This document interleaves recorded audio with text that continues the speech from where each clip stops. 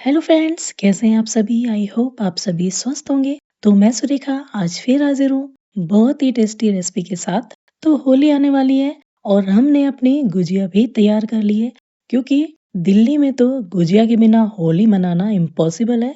तो बिल्कुल बाजार जैसी खस्ता करारी नरम मुलायम गुजिया हमने बनाकर तैयार कर ली है।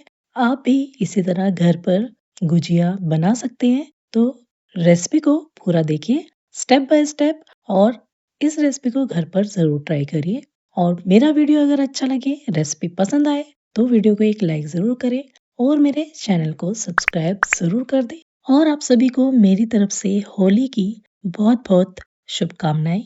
तो बिना देरी करे रेसिपी शुरू करते हैं और बनाते हैं बहुत ही स्वादिष्ट गुजिया।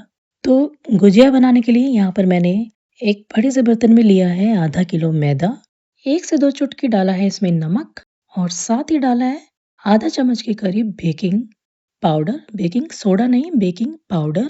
इससे हमारी गुजिया बहुत ही ज़्यादा खस्ता और क्रंची बनेगी, बिल्कुल मार्केट जैसी। आधा किलो मैदे में मैंने 7 से 8 चम्मच देसी घी इस्तेमाल किया है, या फिर आप कप के अनुपात से भी ले सकते हैं, कप से नाप के भी ले सकते हैं। तो आप इसमें आधा कप देसी घी इस्तेमाल कर सकते हैं। आप चाहें तो तेल भी डाल सकते हैं इसकी जगह पर। इस घी या तेल को हम अच्छी तरह से इस मैदे में मसल लेंगे। सारे मैदे में ये देसी घी या तेल अच्छी तरह से एब्जॉर्ब हो जाना चाहिए। इसे आटे में मोयन लगाना कहते हैं। तो जब तक ये घी इस आटे में बिल्कुल मिल ना जाए अच्छी तरह से, इसे हमें मसलते रहना है, रगड़ते रहना है। और जब ये सारा घी इस मैदे में अच्छी तरह से मिल जाएगा, एक बार इस आटे की मुट्ठी बांध कर देखिए। अगर मुट्ठी बंध रही है तो समझिए हमारा जो मोयन हमने लगाया है इस आटे में, वो बिल्कुल परफेक्ट लगा है। उसके बाद हम इसमें थोड़ा-थोड़ा पानी डालते जाएँगे और एक सख्त आटा गूँथ कर तैयार कर लेंगे। टोटल 1 गिलास के करीब यहाँ पर मैंने पानी यूज़ किया है। अगर आपको लग रहा है कि ये बहुत ही ज़्यादा टाइट है, तो बाद में जब हम इसे मसल कर चिकना करेंगे, तब आप थोड़ा-सा पानी इस मैदे में इस्तेमाल कर सकते हैं। लेकिन पहले इसमें बहुत ज़्यादा पानी नहीं इस्तेमाल करना है। तो इसे हल्के हाथों से मिलाकर और सारे आटे को हम इकट्ठा करके आप थोड़ी देर के लिए ढक कर रख देंगे, जब तक हम अपनी स्टफिंग तैयार कर लेंगे।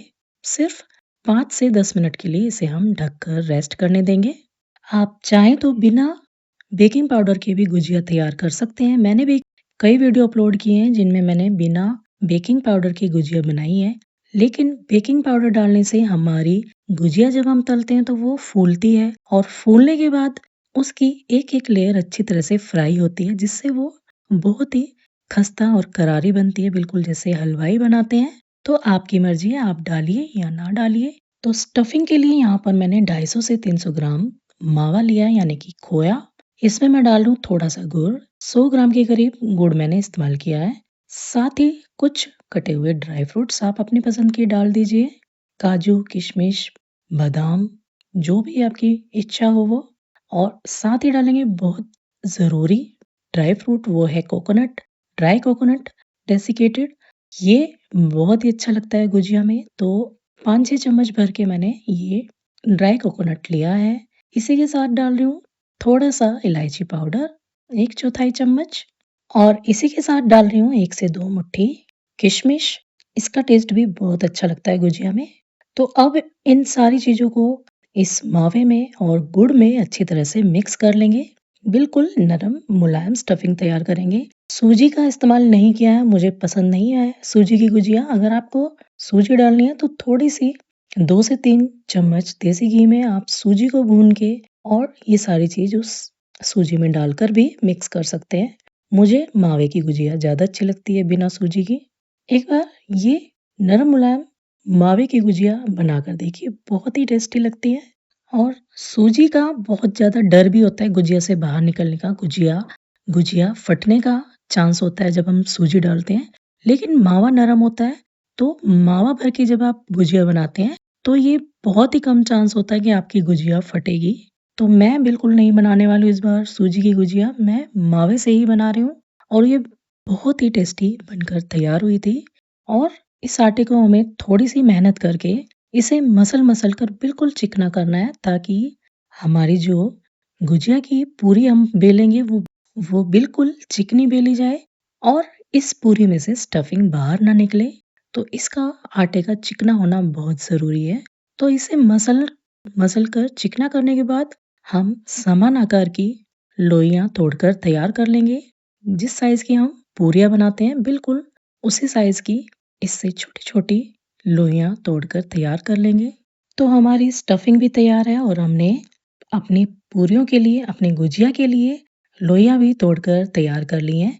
अब इसे हम बेलेंगे और इसके अंदर स्टफिंग भरकर इसमें एक अच्छा-सा गुजिया का डिज़ाइन देंगे। तो एक-एक पूरी को हम बेलेंगे और इसमें स्टफिंग भरेंगे। किनारों पर हम पानी का हाथ लगाएँगे और बीच में 1 से 2 चम्मच स्टफिंग भरेंगे। इस गुजिया को अच्छी तरह से हम सील कर देंगे। बिल्कुल इसे अच्छी तरह से हम दोनों साइड से चिपका देंगे ताकि हमारी ये स्टफिंग बाहर ना निकले। वैसे एक आध गुजिया तो ज़रूर से फटती है क्योंकि कई बार जब हम गुजिया के लिए पूरियाँ बेलते हैं तो वो कहीं से पतली या मोटी हो जाती है, तब वो गुजिया ज़रूर हमारी फटती है। तो मेरी भी 2 गुजिया फटी थी। आपकी गुजिया ना फटे इसका सॉल्यूशन यही है, पूरी जो हम बेलते हैं वो बिल्कुल एक समान हो, कहीं से पतली या मोटी नहीं होनी चाहिए, तभी ये स्टफिंग इसके अंदर टिक पाएगी। तो ये देखिए हमने स्टफिंग इसमें भर दी है और इसमें बढ़िया-सा गुजिया का डिज़ाइन बना लिया है। 1-2 गुजिया आप जब तैयार करेंगे तो आपको प्रैक्टिस हो जाएगी। फिर आप आसानी से सारी गुजिया बना सकते हैं हाथ से और अगर आपसे हाथ से नहीं बनाया जा रहा डिज़ाइन तो आजकल मोल्ड आते हैं गुजिया के, तो उस मोल्ड में भी आप गुजिया तैयार कर सकते हैं, लेकिन बेस्ट है गुजिया को हाथ से ही बंद करना। इसमें भी बहुत कम चांस होते हैं, हाथ से फ़ोल्ड किए गुजिया बहुत ही कम फटती हैं। तो यहाँ पर हमने सारी गुजिया तैयार कर ली है। ये हमारा फर्स्ट बैच फ्राई होने जा रहा है। तो घी या तेल जो मर्ज़ी आप लीजिए, उसको पहले गरम कर लीजिए थोड़ा-सा और फिर आँच बिल्कुल धीमी कर दीजिए और उसके बाद इसमें ये सारी गुजिया आप डाल दीजिए और बिल्कुल धीमी आँच पर इन गुजिया को हमें पकने देना है। बिल्कुल नहीं छेड़ना है। 2 से 3 मिनट के लिए इन्हें ऐसे ही फ्राई होने देना है और जब ये गुजिया सारी तैर के अपने आप ऊपर आने लगेगी, तब इन्हें हम एक बार हल्के से पलट देंगे। तो गुजिया हमारी फ्राई होने वाली है। अब फटाफट से इसकी चाशनी तैयार कर लेते हैं। तो 1 से डेढ़ कप मैंने चीनी ली है और 1 से डेढ़ कप ही इसमें पानी डाला है। अब इस चाशनी को चीनी घुलने तक हम पकने देंगे। जब तक बिल्कुल शहद सी चिकनी चाशनी हमारी तैयार नहीं हो जाती, तब तक इसे हम पकने देंगे। 1 या 2 तार की चाशनी हमें नहीं चाहिए, बस गाढ़ी शहद की तरह चिकनी चाशनी हमें तैयार करनी है। और आप चाहें तो चाशनी में फूड कलरिंग और फ्लेवर डाल सकते हैं। तो मैंने थोड़ा-सा इलायची पाउडर डाला है। आप चाहें तो केसर भी डाल सकते हैं और यहाँ पर मैंने ऑरेंज फूड कलर इसमें इस्तेमाल किया है। आजकल मुझे ऑरेंज कलर बहुत ही ज़्यादा अच्छा लग रहा है। मैं अपने सारे डेज़र्ट में आप अगर मेरी सारी वीडियो देखते हैं तो आपने देखा होगा पिछले 1 महीने से मैं हर डेज़र्ट में ऑरेंज कलर ही इस्तेमाल कर रही हूँ। पर अब मुझे लग रहा है ये मेरा लास्ट है ऑरेंज कलर का डेज़र्ट क्योंकि अब ओवर हो चुका है। मैं हर चीज़ में ऑरेंज कलर डाल रही हूँ, तो ये लास्ट होगा मेरा ऑरेंज कलर का डेज़र्ट। आप चाहे तो बिना कलर की चाशनी भी तैयार करिए, इससे कोई फ्लेवर में फ़र्क नहीं पड़ने वाला है। बस कलर की वज़ह से थोड़ी-सी और सुंदर दिखाई देगी आपकी गुजिया। और अभी मैंने जस्ट 2-3 दिन पहले ही बहुत ही टेस्टी से स्ट्रॉबेरी चीज़ केक की रेसिपी अपलोड की है, वो ज़रूर ट्राई करिए। बिल्कुल मार्केट से भी बढ़िया फ्लेवर का वो केक तैयार हुआ था घर पर, तो ज़रूर ट्राई करना वो रेसिपी। तो गुजिया हमारी सारी फ्राई हो चुकी है, बढ़िया-सा सुनहरा रंग इन पर आ चुका है, बिल्कुल क्रिस्पी करारी हमारी गुजिया तैयार हुई है। अब इसे हम चाशनी में डालकर अलट-पलट कर लेंगे। बस 2 से 3 बार मैंने इन्हें अलट-पलट किया है। अगर आप बिल्कुल नरम मुलायम गुजिया चाहते हैं, तो आधा से 1 मिनट इसे इस चाशनी में पड़े रहने दें, उसके बाद निकाल लीजिए अगर नरम गुजिया आपको पसंद है तो।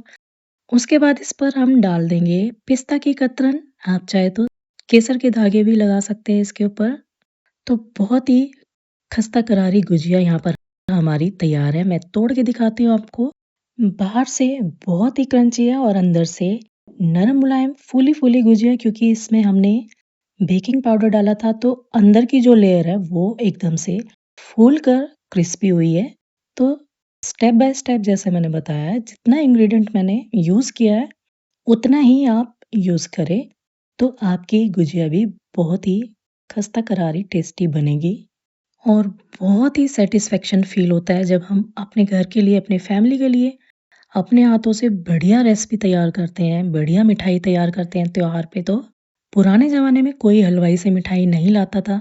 सारी मिठाइयाँ या डेज़र्ट घर पर ही तैयार किए जाते थे। वैसे मैं आपसे कोई ज़बरदस्ती नहीं करती हूँ कि मेरी रेसिपीज़ ट्राई करिए, लेकिन मैं वही रेसिपीज़ अपलोड करती हूँ जो मुझे वाक़ई में लगता है कि हाँ, ये रेसिपी आप लोग ट्राई करें। तो इसलिए मैं हर वीडियो में बोलती हूँ कि ये रेसिपी आप ज़रूर ट्राई करिए, क्योंकि सच में ही वो डिशेज़ बहुत ही टेस्टी बनकर तैयार होती हैं। इसलिए मैं आपसे रिक्वेस्ट करती हूँ कि एक बार इस रेसिपी को घर पर ज़रूर ट्राई करिए। और देखते ही देखते हमारा ये बैच भी तैयार हो चुका है। बहुत ही सुनहरा गोल्डन ब्राउन कलर आ चुका है।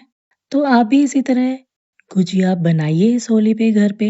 यकीन मानिए, इससे ज़्यादा सैटिस्फाइंग रेसिपी कोई हो ही नहीं सकती है त्योहार पे बनाने के लिए। जो भी स्टेप बाय स्टेप मैं प्रोसेस बताती हूँ, उसी हिसाब से आप अगर ये रेसिपी ट्राई करेंगे तो बहुत ही बढ़िया मार्केट से भी टेस्टी गुजिया घर पर तैयार होगी।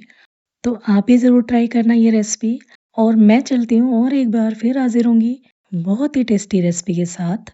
Stay safe, take care, bye bye and once again आप सभी को मेरी तरफ से होली की बहुत-बहुत शुभकामनाएँ। आप सभी का त्योहार हँसी-खुशी मंगलमय बीते, इसी कामना के साथ मैं चलती हूँ। Take care, bye bye.